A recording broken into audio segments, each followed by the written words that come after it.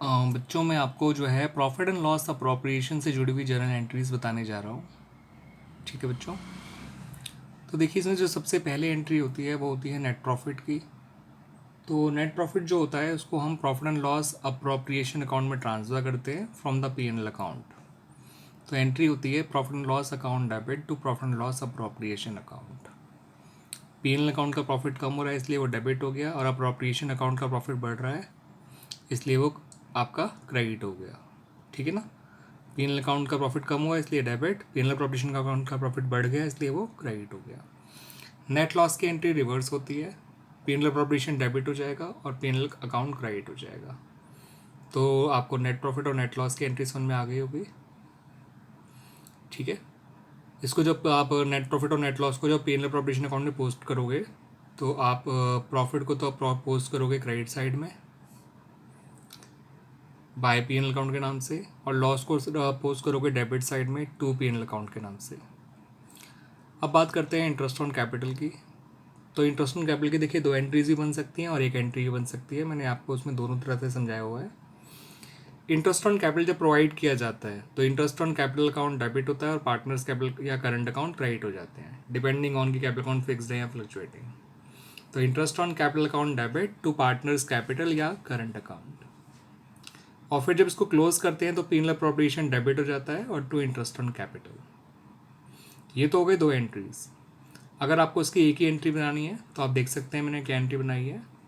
Entry बनाई है P&L appropriation account debit to partners capital और करंट अकाउंट।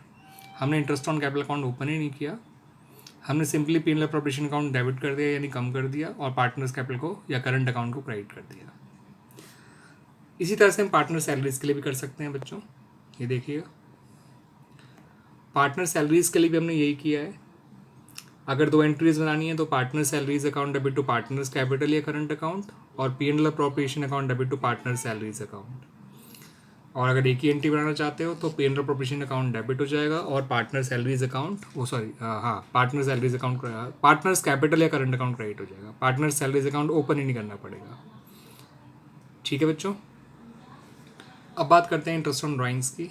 तो इंटरेस्ट ऑन ड्राइंग की अगर दो एंट्री बनेंगी तो इंटरेस्ट ऑन ड्राइंग की पहली एंट्री जब इंटरेस्ट ऑन ड्राइंग चार्ज किया जाता है तो पार्टनर्स कैपिटल या करंट अकाउंट डेबिट हो जाते हैं, और इंटरेस्ट ऑन ड्राइंग जो कि इनकम बिजनेस के लिए वो क्रेडिट हो जाता है। फिर जब इंटरेस्ट ऑन ड्राइंग को क्लोज करेंगे तो P&L अकाउंट में डाल के क्लोज करेंगे। एंट्री बनेगी interest on drawing account debit to P&L appropriation account. ये तो हो गई दो एंट्रीज। अगर एक ही एंट्री बनानी है तो पार्टनर्स कैपिटल या current account debit to P&L appropriation account, यानी interest on drawing account open ही मत करिए। ठीक है बच्चों, जिस तरह से पार्टनर सैलरीज की एंट्री करी गई वैसे ही पार्टनर्स कमीशन की एंट्री भी की जा सकती है। पार्टनर्स कमीशन के लिए हम लोग partners commission account debit to partners capital या करंट अकाउंट जब उसको प्रोवाइड किया जाएगा, और फिर जब क्लोज करेंगे तो P&L appropriation account debit to partners commission account. और अगर एक ही एंट्री करनी है तो P&L appropriation account debit to partners capital या करंट अकाउंट। आप देख सकते हैं ये किया हुआ है। तो ठीक है, आप लोगों को समझ में आ गई ना अप्रोप्रिएशंस की एंट्री। दो एंट्री भी समझ में आ गई और एक एंट्री भी आप समझ में आ गई है।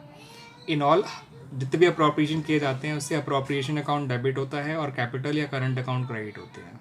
ठीक है ना, हम चाहे तो एक ही एंट्री बना सकते हैं। लॉजिकली अल्टीमेटली यही हो रहा होता है कि कोई भी अप्रोप्रिएशन किया जाए, जैसे इंटरेस्ट ऑन कैपिटल या पार्टनर सैलरी या पार्टनर कमीशन, तो इसमें क्या हो रहा है, P&L अप्रोप्रिएशन अकाउंट तो डेबिट हो रहा है और पार्टनर्स कैपिटल या करंट अकाउंट जो है वो क्रेडिट हो रहे हैं।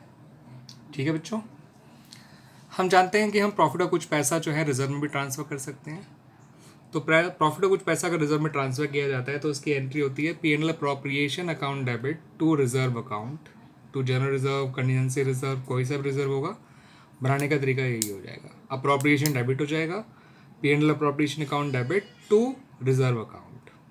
ठीक है, to general reserve, to reserve fund या to contingency reserve, to workman compensation reserve, to investment fluctuation reserve, कोई सा भी रिजर्व हो, बनाने की एंट्री यही होगी। ठीक है बच्चों, अब जानते हैं कि जब सारे अप्रोप्रिएशन हो जाते हैं तो अल्टीमेटली हम प्रॉफिट जो आने का बचता है उसे डिविजिबल प्रॉफिट कहते हैं।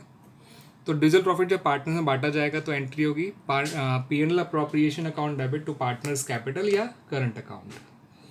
क्योंकि प्रॉफिट बढ़ रहा है तो कैपिटल बढ़ेंगे, इसलिए पार्टनर के कैपिटल या करंट अकाउंट क्रेडिट हो जाएंगे। मैं आपको एक बात और क्लियर कर दूं बच्चों यहाँ पे कि पार्टनर्स का कैपिटल अकाउंट तब क्रेडिट होगा जब कैपिटल अकाउंट फ्लक्चुएटिंग होंगे। फिक्स अकाउंट होने पे वो हम करंट अकाउंट को क्रेडिट करेंगे। ठीक है, नॉर्मली हम partners capital account fluctuating method के अकॉर्डिंग फॉलो करते हैं, इसलिए कैपिटल अकाउंट का नाम ही ज़्यादा यूज़ होता है। ठीक है, करंट अकाउंट का नाम तभी यूज़ करिएगा जब पार्टनर्स कैपिटल अकाउंट फिक्स्ड होंगे। तो डिजिटल प्रॉफिट की एंट्री आपको समझ में आ गई, तो डिजिटल लॉस की एंट्री भी आपको समझ में आ जाएगी। लॉस से प्रॉफिट कम हो जाता है पार्टनर्स का, और जो है कैपिटल कम हो जाती है पार्टनर की, और कैपिटल कम होने से डेबिट होती है, इसलिए पार्टनर्स कैपिटल या करंट अकाउंट डेबिट हो जाएंगे और पीएनएल अप्रोप्रिएशन अकाउंट क्रेडिट हो जाता है। तो इस तरह से बच्चों हमारी अप्रोप्रिएशन अकाउंट की सारी एंट्रीज मैंने आपको समझा दी हैं। उसके अलावा कुछ और एंट्रीज भी होती हैं, मैंने वो भी आपको डिस्कस करने जा रहा हूँ मैं आप लोगों के साथ। अगर फर्म पार्टनर से कोई लोन लेती है तो उस लोन पे इंटरेस्ट दिया जाएगा, तो उस लोन पे इंटरेस्ट देने की एंट्री होती है interest on loan account debit to partners loan account. Interest on loan एक खर्चा है, खर्चे डेबिट होते हैं, और इंटरेस्ट ऑन लोन लगने से पार्टनर का लोन बढ़ जाता है, इसलिए पार्टनर्स लोन अकाउंट क्रेडिट हो जाता है।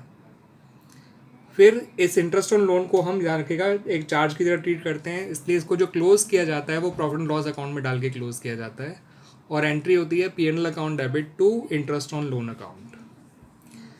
इसी तरह से बच्चों जो रेंट टू अ पार्टनर होता है वो भी एक जो है चार्ज की तरह ट्रीट किया जाता है।